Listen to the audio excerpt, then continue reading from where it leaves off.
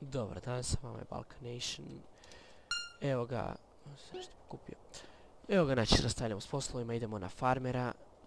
To je isto jedan dosta zabavan posao. Znači idemo ovdje, prihvati posao, da evo ga, super, prihvatili smo posao. I znači idemo, sad malo sesnuto preko ograde, treba preskočiti ogradu. Znači, tako.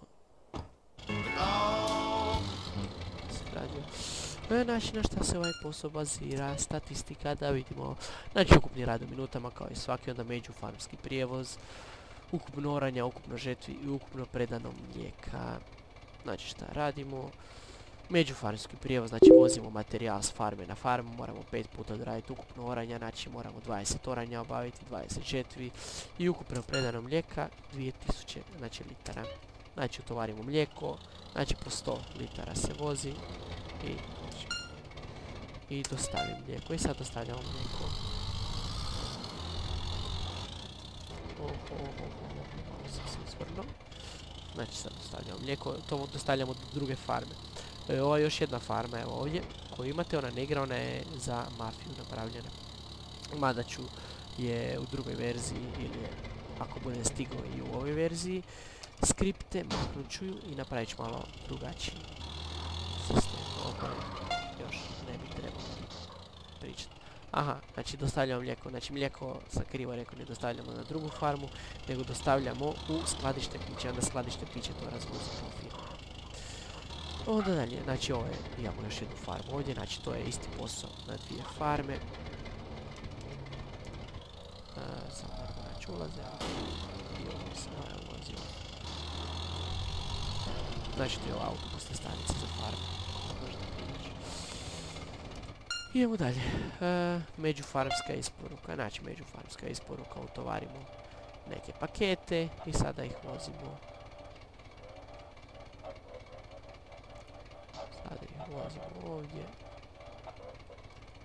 Opa. Evo. I znači isporučili smo pakete, odemo na job. Statistika, evo znači ukupno predano mlijeka i međufarmski prijevoz koji smo obavili. Onda za oranje moramo biti u traktoru i idemo na oranje polja.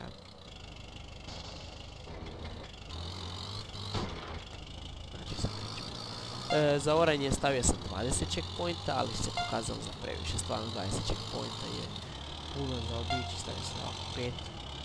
Evo, ne prikazuju se svi tekni travovi, zato jer se dovoljno brzo ne ugasi stari.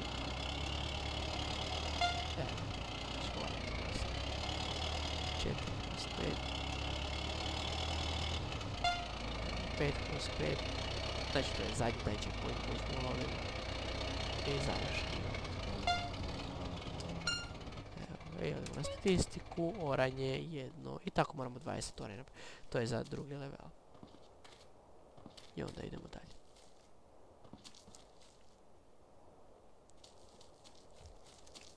Znači, odemo u kombaj, to je za žetvu. Small in the saddle? Inače radio koji slušam, to je Heroes, to je stvarno dobar radio. Jo, žetva polja, znači šta radimo sa žetvom, isto koji sa oranjem, samo što ovaj put. Radimo žetvu, ne oranje. Ubrzat, opa, opa, opa, opa.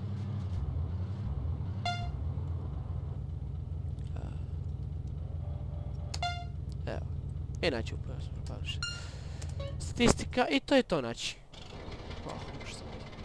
Znači kada obavimo sve to, dobit ćemo novi level. Šta je zapravo...